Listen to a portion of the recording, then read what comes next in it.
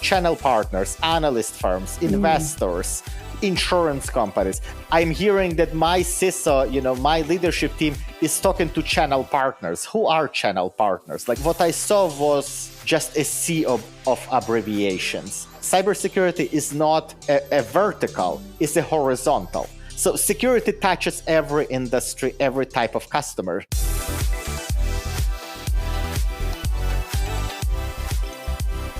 Hi, everyone, and welcome back to Cybersecurity Stand Up. It's 2024, and this year is barreling by so fast already. There is so much happening, both in the worlds of the threat landscape, but very exciting also in the world of cyber literature. So I have a very exciting guest with me today. Ross Haleliuk, the author of best-selling author of the new book, Cyber for Builders, is here with me today. Ross, most people have probably heard of you at this point, but for those of us who haven't, can you give us a little intro about yourself and also talk about what your book is about? So as you've said, I'm Ross. I'm a head of product at Lima Charlie, and I also do a bunch of different things outside of it. So as you've said, I recently published a book, Cyber for Builders, which I'm fortunate to say have become an Amazon bestseller, but transparently, all it takes to become an Amazon bestseller is to get as many people as possible to buy the book at the same time for several days or weeks if you can do it. So it's not like, I don't feel like that's the biggest accomplishment in terms of writing that I have so far. I think I'm much more proud of the fact that I have a very active blog called Venture in Security. And that blog has been around for the past several years. And as of today, it has just over 10,000 subscribers. And the reason I say I'm much more proud of that, because in cybersecurity, if you can convince people to input their email, you've achieved a lot. You've achieved a lot. Yeah. So I've been quite fortunate in that regard. Yeah, huge congrats on that. I mean, I feel like the best-selling author, congratulations is also like congrats on writing a book. That is so much work. Like hopefully the best-selling author stats make you feel like people are paying attention and things, but oh my gosh, the work that goes into that must be incredible. I've definitely cheated. Yes, I did. I have used some of my blog writings as a foundation upon which to expand and sort of write more. I've been fortunate because I was able to sort of test different ideas and different problem areas, and then sort of combine them all together. The ones that I knew are going to resonate with people, and the ones that I knew have not really been highlighted in some of the other literature out there. So that has been quite cool. Smart. I don't know if that's cheating. That just seems like strategic writing. At its core, just about cheating. Like if you're looking for the competitive advantage, you're essentially looking for a way to cheat and to get out of having to compete in the red option market. No, I mean, in all seriousness, I think like it has been a very good experience just getting the book together, and the feedback so far from people has been absolutely fantastic. I think I got fortunate because the reason I decided to write the book at the first place was primarily because I came to understand that there is not like there are many books and there is a lot of literature about how to secure your company, how to decide what technical security measures to put in place, and so on and so forth. There is a lot about risk and compliance and different compliance standards. But what there is very little of is writing and just knowledge base about building cybersecurity startups and building companies in general. And so that's exactly sort of the area that my book is covering. So it is called Cyber for Builders, the essential guide to building a cybersecurity startup. And it is intended as a guidebook for anybody interested in getting an understanding of the business side of the cybersecurity industry, meaning getting an understanding of what are the different players in this space, channel partners, analyst firms, investors, insurance companies, how the government, like the public sector, how do they all fit together? How do they all interact? Like what are the different incentives that shape their behavior, doing a deep dive into the different trends that shape the present and the future of the cybersecurity industry, and also talking about how to build a cybersecurity company, how to handle the ideation, how to look at the go-to-market strategy, how to build the product, how to validate the problem space, like all of that cool stuff.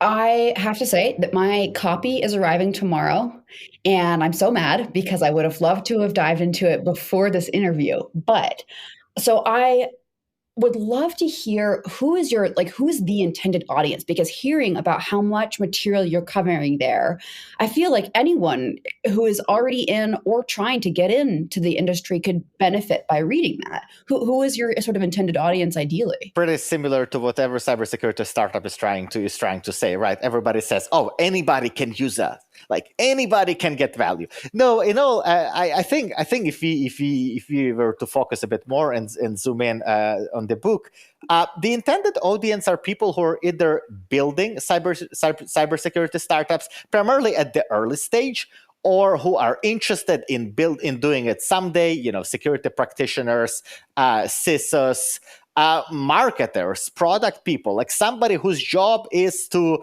like build something, like get something to the market, like get as many eyeballs and get as many customers as possible to start using the product. So I would want to say anybody, but it's also not anybody. I would say anybody who is in that, who fits that builder persona, somebody who is more on, I want to say, on the vendor, on the startup-y side, not the practitioner side. So if you are a detection engineer and if you're interested in perfecting your craft, and you're not interested in understanding like how do the vendors you're using function from the business perspective, like how the companies are built, then you're probably not going to get as much value out of it. But if you are, for example, a security practitioner who in his or her free time is doing some advisory work with startups, or maybe tinkering with something on the side, you can still get quite a bit of value. And would you say the same thing about?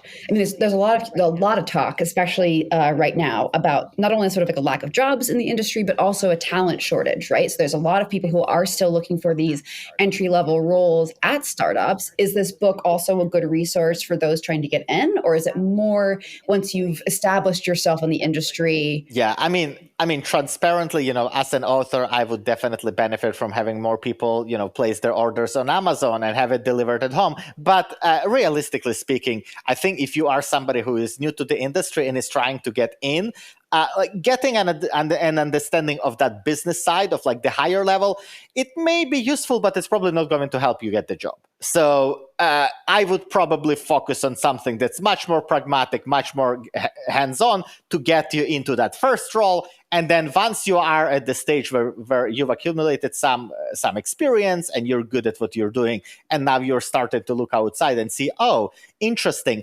I'm hearing that my CISO, my leadership team is talking to channel partners. Who are channel partners? Like, who are the resellers? Like, what is it?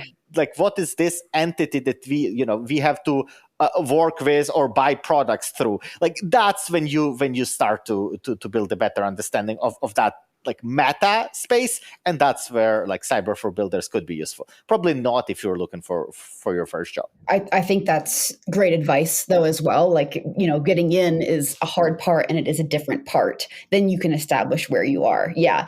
So I want to ask you on a kind of a personal level, too. Like, you have clearly a lot of experience that's gone into creating this book. Can you tell us a little bit about how you got to where you are in your career? Like, how has all of this led up to this wonderful piece of literature? Yes. So I'm an operator. And what I mean by that, I'm a builder. I'm somebody who has been in the area of product management for quite some time.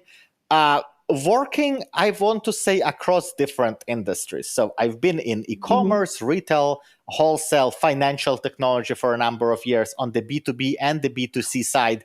And then several years ago, I became quite interested in cybersecurity. I started to read a lot. I started to, to talk to people who are working in the industry. And then coincidentally, a good friend of mine, pinged me and asked me to join a cybersecurity startup. I've initially declined an offer.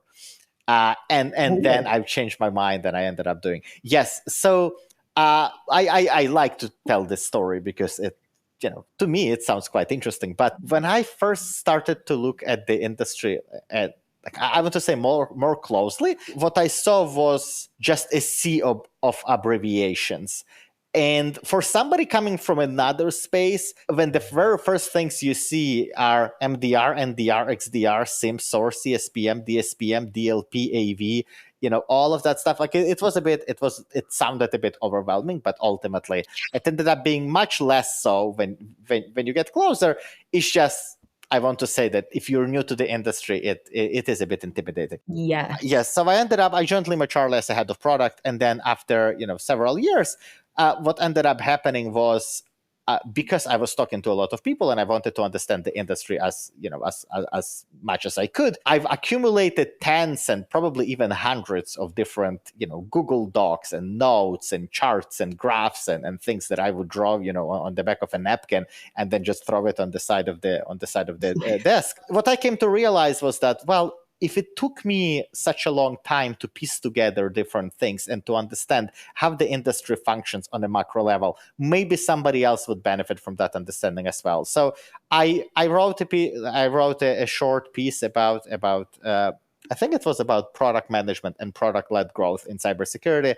I published it, and then I got somehow a very positive response. So I did more of it and more of it and more of it. And at a certain point, I just ended up with a blog. And now I know it's also a weekly blog, and people expect that I'm going to continue to write. And I spend my Saturday and Sunday doing exactly that, researching and like getting my thoughts together, getting my learnings together into what I consider incredibly hard to digest and incredibly long pieces. Totally hear that.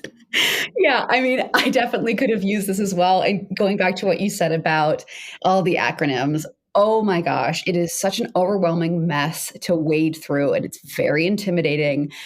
But I kind of want to ask you a little side question, which is that do you think that acronyms do have a place in this industry? I mean, acronyms have a place in any industry. Like they're just a natural part of people who share the same understanding of problems using shortcuts to communicate with one another. So to me, when I talk about acronyms, I think the time that they become a problem is when people use acronyms to hide the absence of their understanding of different problem areas.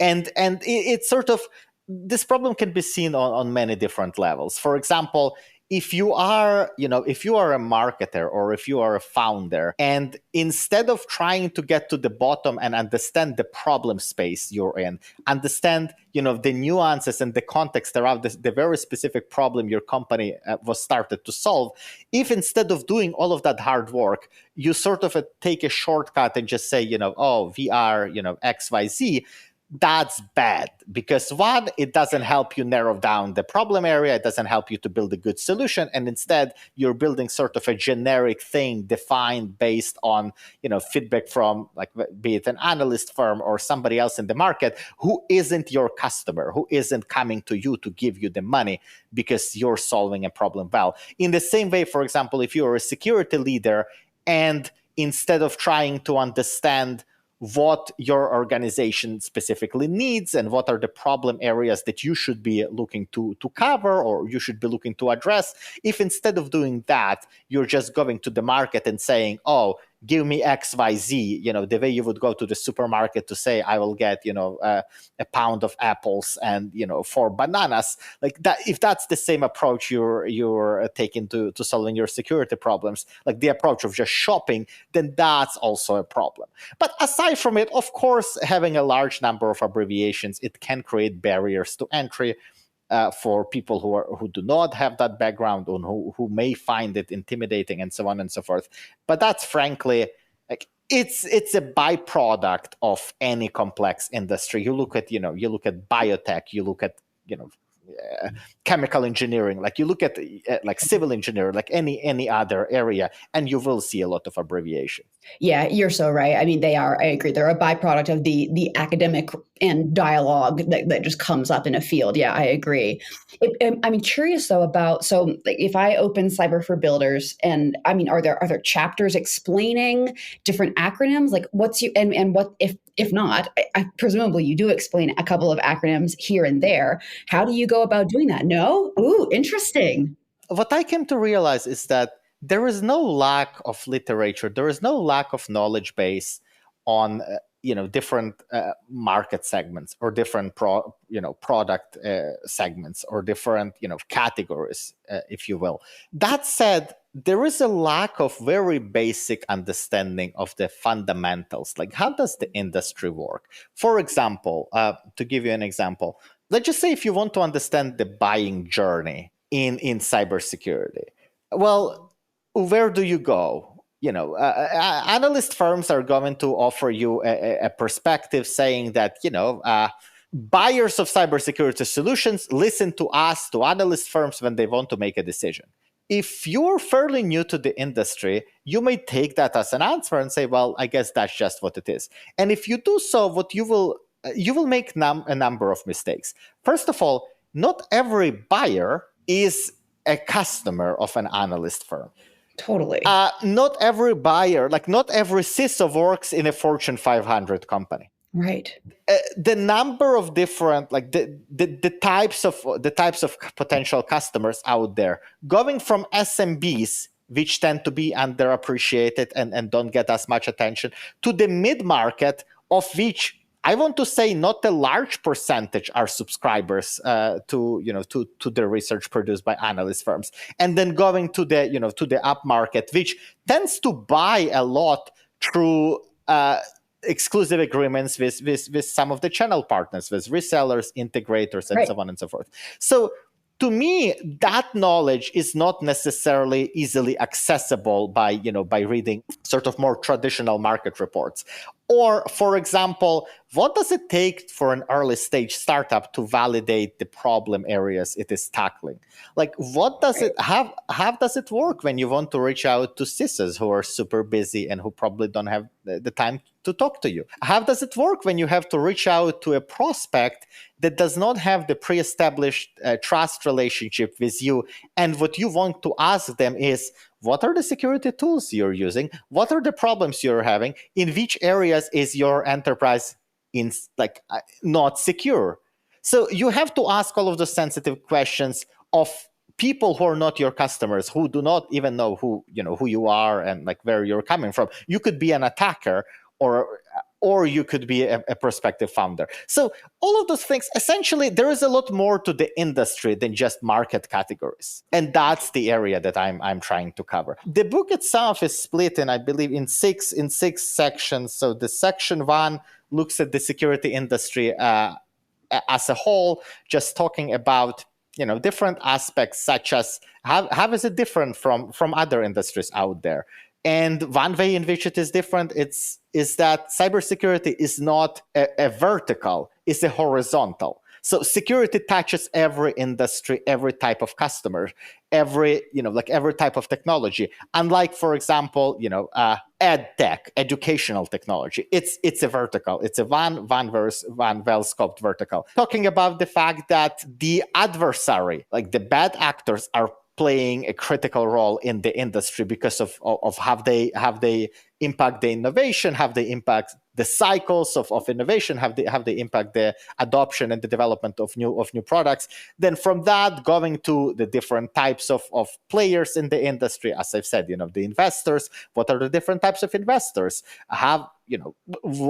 What's similar among all of them, what's different, looking at the trends shaping the industry today, like what's happening in the space with channel partners, what's happening with startups, what's happening with security engineers, and like what role do they play in the space. I try to make it a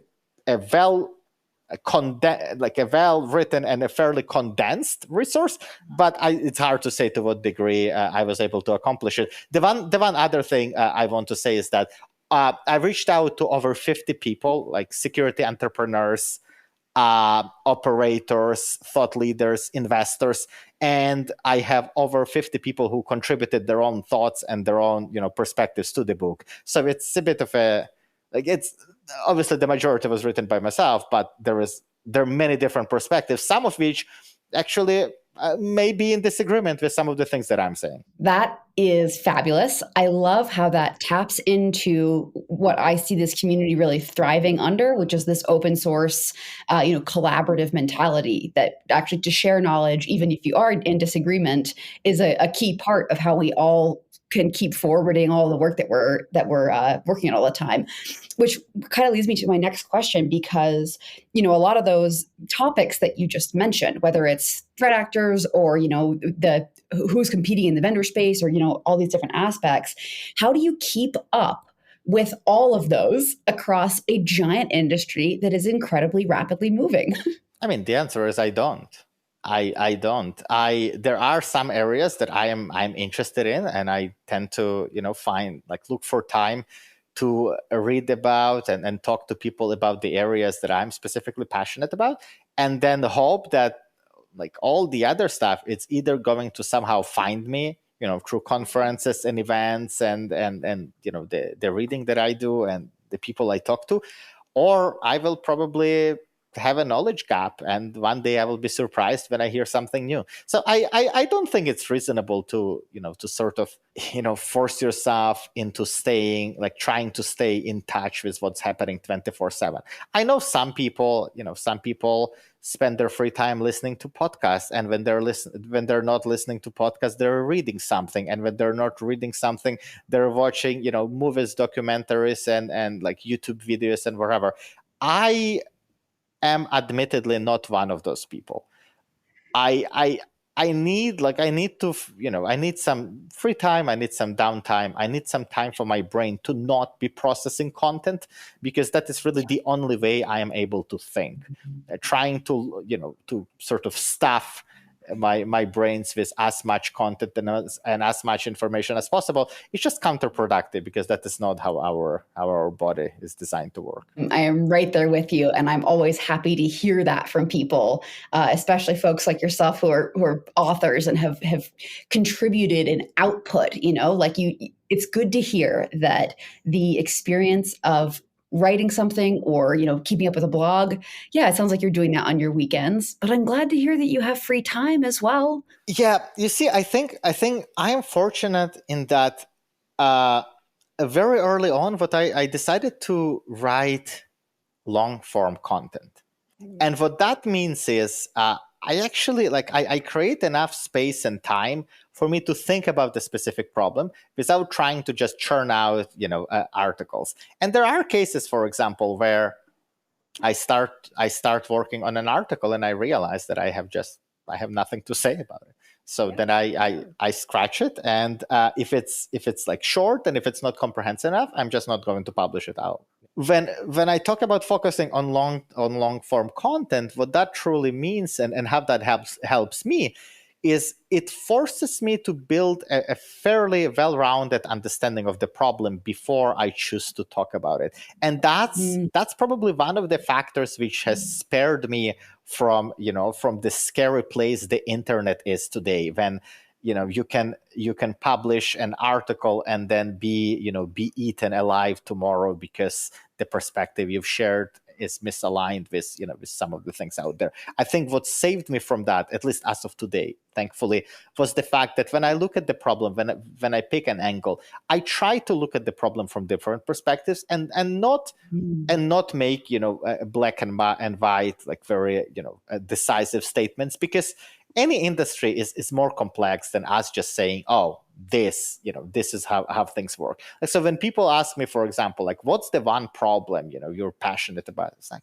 there's so many interesting problems in the industry. Like, what's the one problem that needs to be solved for us to move forward? There's just so many things that are out there, and trying to pick one and just it's not productive. I hear that. I really do. And I think that honestly, it's a refreshing take, because a lot of the dialogue that we're seeing right now is around generative AI. and how we create content and why we create content.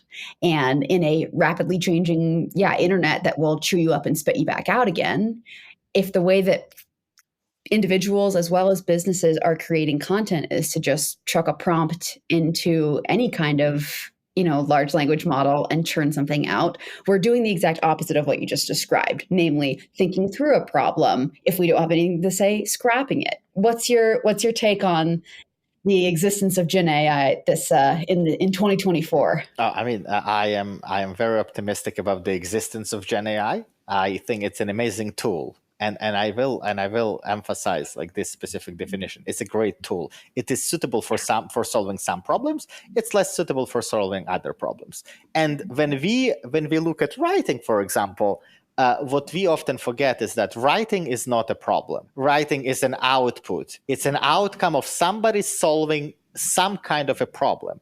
And just because somebody is writing, you shouldn't really make an assumption of what that problem is. For some people, writing is about solving a problem of, the need to produce content because they want to put themselves out there, they want to build their brand and blah, blah, blah. So if that's your goal, then maybe like relying on automation and relying on ChatGPT as an example is a good way to solve it. Like if all you're interested in is, for example, publishing 5 LinkedIn posts a day, and if you've got some metrics and some KPIs out there, that is probably one way to do it. And I would argue a decently efficient way. For me, that is not the problem I am solving with writing. The problem I am solving is first and foremost refining my own thought process. What I find is, like, I don't remember who said this. Like, it's definitely not like I'm quoting somebody. I don't know who that person is.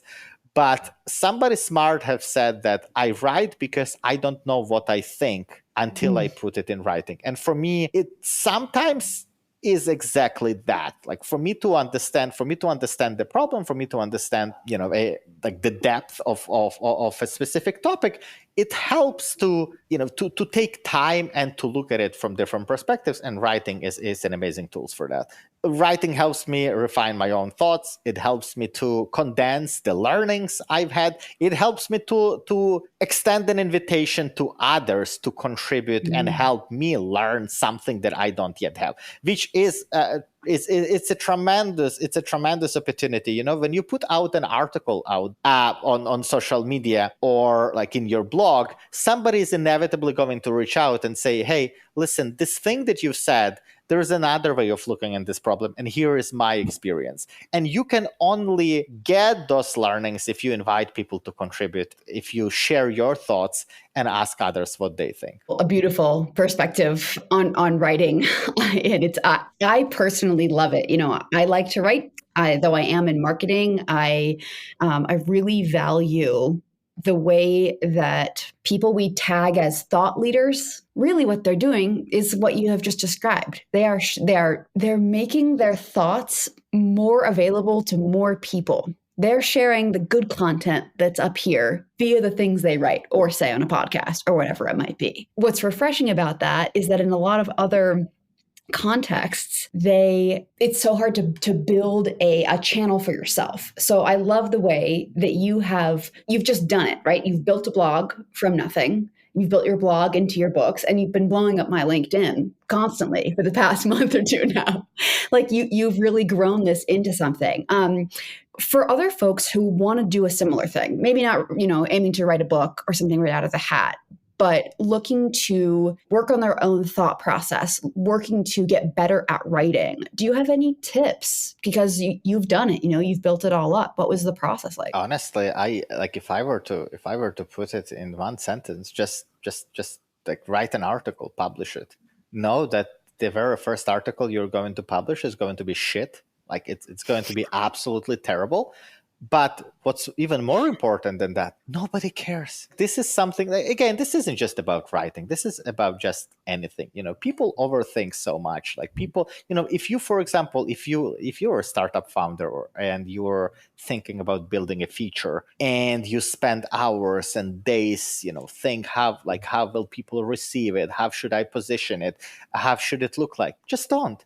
just build it, get it out there. You will get great feedback to improve, and you will be able to iterate, and you will be able to get that value quicker to customers. In the same way it works with writing. Really, nobody cares. It's obviously unless you are just being, sort of artificially and intentionally controversial and trying to, generate buzz and all of that stuff, which, again, if that's your goal, I think you shouldn't probably be listening to me. You should probably be listening to somebody who does that thing and what they do, and what works for them. I unfortunately have no playbooks and no advice there. Again, I don't think it's bad. It's just not something that I do or I've done or I know how to do. I wouldn't be able to help people to become TikTok influencers or wherever they're looking to accomplish. But really, the number one piece of advice is to just write, share your thoughts if you think they're valuable. A lot of life advice could be pulled from that, I think. Yeah, I mean, I really do. I mean, I completely agree with you. Consistency is the number one thing. I heard a great reframe. I'll just say this as kind of an offhand thing that I hope someone out there will find useful, which was that like dedication is a really high form of self-love. And I feel the same way about consistency, that like by showing up for yourself every day to do the thing, whether it's go to the gym, you know, diversify your bookshelf, get better at thinking your thoughts or writing them down. All of that is like constantly showing up for your own mind. And it helped me reframe that, because if you're choosing repeatedly to not do those things, not do that consistently, well, you're only letting yourself down. That's a very good way to put it. And a lot of it is just about developing a discipline, and really, as my dentist likes to say, you don't have to floss all of your teeth, just the one you want to keep. And and that when you put it that way, it really changes your perspective. You don't have to, you don't have to do it. Just do it for the teeth you would like to keep, and then leave the rest. That is so motivating. I'm going to floss so much more now. That's a good dentist right there. They should have that up on the wall. That's pretty inspiring. I want to take us back to current reality a little bit. Speaking of more things that you know a lot about, can you tell us a little bit about your current career? Like what is a day in your life really like? Yes, so I'm a head of product at Lima Charlie. So my focus is on product management, go to market, like building things, understanding what to build, like getting it to the market, getting user feedback, and doing a lot of the things that I just preached, for 4 minutes ago. So that's exactly what my day looks like. Talking to customers, interviewing customers, understanding their usage of the product, talking to prospects and people who are not using our offerings, to understand like what are the problems they're having, why they would or wouldn't be a good fit for what we are offering. Identifying opportunities for expansion, working with developers on the day-to-day to make sure that what gets built matches our expectations. So there is a lot of, I'll say, very good balance of strategy and of strategic and tactical work, which is something that I quite enjoy. Can I get your hot take? I mean, there have been, just for example, like the SEC regulations that just came into effect at the beginning of the year with disclosing the cybersecurity incidents. Do you think anything like that, like just keeping it nationally focused for a moment in terms of like the US or something, do you think regulation is a good path forward? Can you see the impact of that being useful? I can. I mean, there are definitely going to be people who will argue that regulation is pushing the culture of compliance and checking the box and just pretending that we are secure and having auditors to sign off. But the reality is that security is like one of the ways, like I will say, the most critical way, the most common way, the most powerful way through which cybersecurity is being enforced, and through which the best practices in security are getting the widespread market adoption, is compliance and is government regulation. So the answer is definitely yes, it is useful. It is worth keeping in mind that the regulations you're talking about only apply to the publicly traded companies. Yeah. And not every company in the country is publicly traded. Not every institution out there has the resources to allocate to security. So there are many layers to it. I definitely do not belong to the cohort of pessimists who believe that we are all doomed and there is just no way around it. No, I think we are moving in the right direction, and we just have to admit that the infrastructure, like the internet as a whole, was not built with security in mind. Well, Ross, you've been incredibly generous with your time and your advice and your insights. Can you tell people where to find you and your work and your book on the internet? Yes, absolutely. So ventureinsecurity.net is my blog. Cyber for Builders, the essential guide to building a cybersecurity startup, is available on Amazon, Kindle and paperback versions. And I'm quite active on LinkedIn as well. So if you are an active LinkedIn user, please connect, please follow, and let's stay connected. Let's keep the journey going. I love it. Well, thank you so much for joining me on Cybersecurity Stand Up. And we'll see you next time out in cyberspace. Thank you so much. It was a pleasure.